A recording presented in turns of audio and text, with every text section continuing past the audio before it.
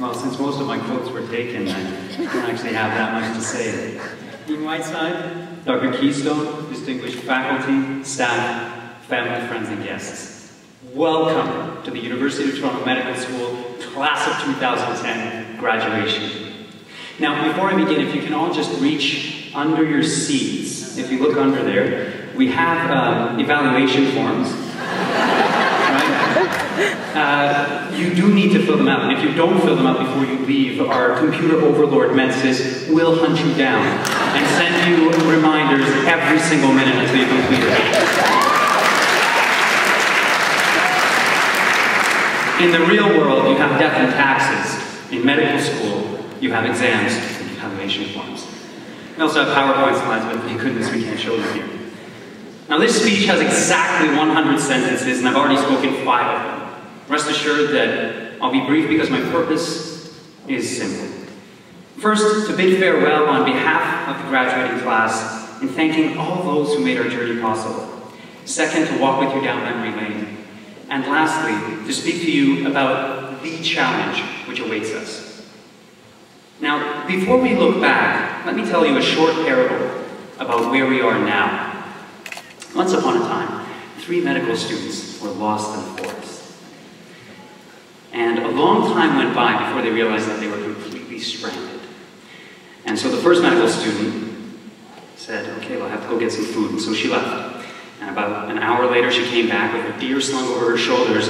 And the other 2 medical students were like, wow, how'd you get that deer? I can't believe it, no weapons or anything. And she said, well, I found a track.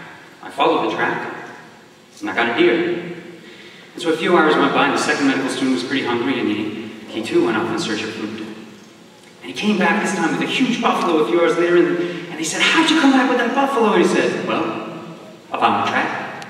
I followed the track, and I got a buffalo. The third medical student, after a few hours, went out, and it was several hours before he came back. They waited and waited and waited. Finally, he came back and they saw him in the distance. His clothes were tattered, he was bruised, his head was bleeding, and they said, what happened? And he was panting and he said, I found tracks, I followed the tracks, and I got hit by a train. You see, medical school feels very much like being lost in a forest and having to survive all by ourselves with trains running wild across the tracks we follow. And around graduation time, we have a strong tendency to reflect on the past or search for meaning in the future. And yet, we are seldom anchored in the present to live in the moment and look within. What lies behind us and what lies before us are tiny matters compared to what lies within us.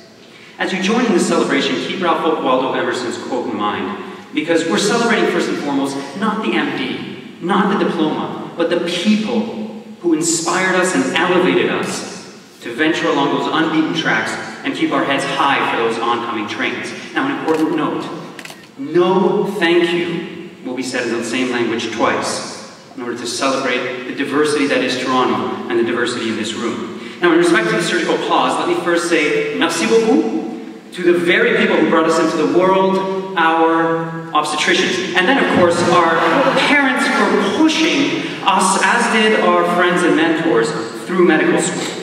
If they're sitting close to you, give them a big juicy kiss, give them that hug, whatever you have to do to commemorate in this moment, collectively, how much they meant to you. On behalf of the class of 2010, to our simulated patients, aka our family and friends, our gratitude is immeasurable, and we will continue to make you proud. Muchísimas gracias.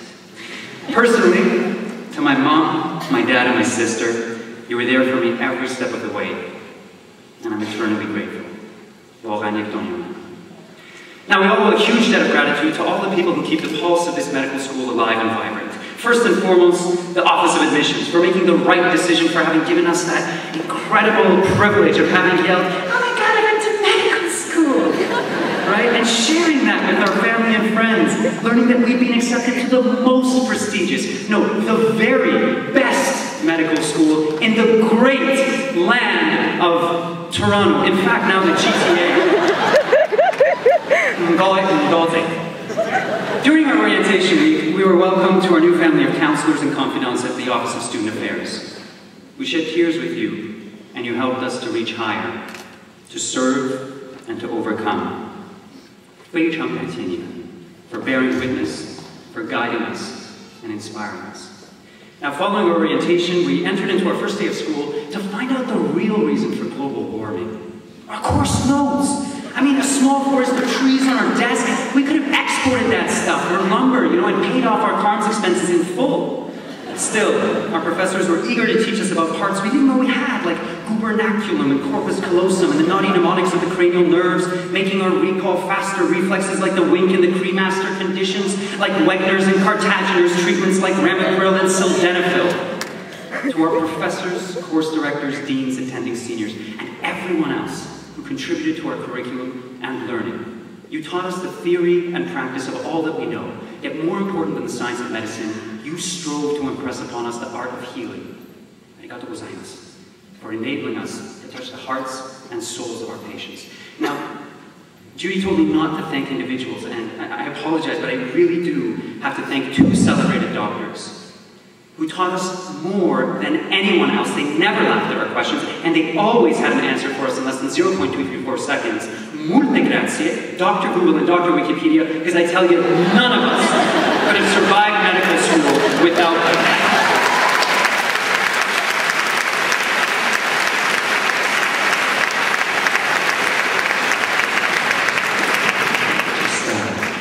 Please, don't tell our patients. So soon afterwards, we moved online, and like annoying siblings, we simply couldn't ignore Blackboard, Metsis, ELOG, and our other occupational hazards for carpal tunnel syndrome.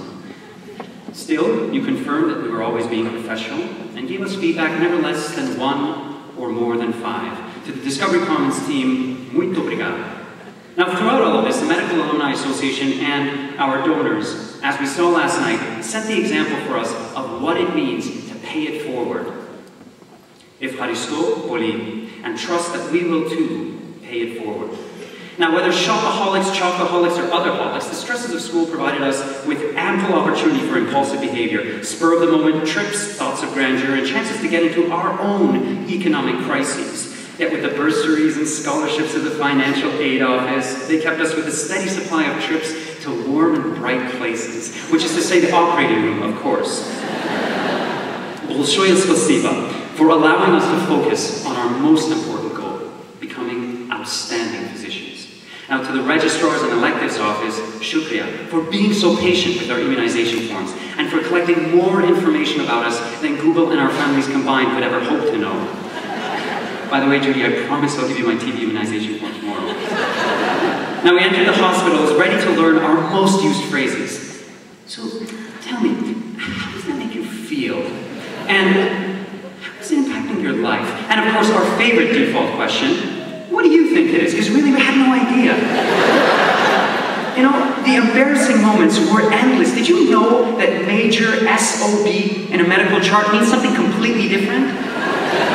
Now, to our academy directors and mentors, seniors and attendings, shukran, for allowing us to play as doctors and showing us how to work as healers. Now, for all those we've thanked, we've yet to mention the most important. And they're not our professors, they're not our peers, they're not even our parents.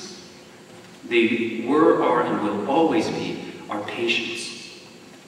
To you we say, we are transformed more by our interactions with you than either of us could possibly realize.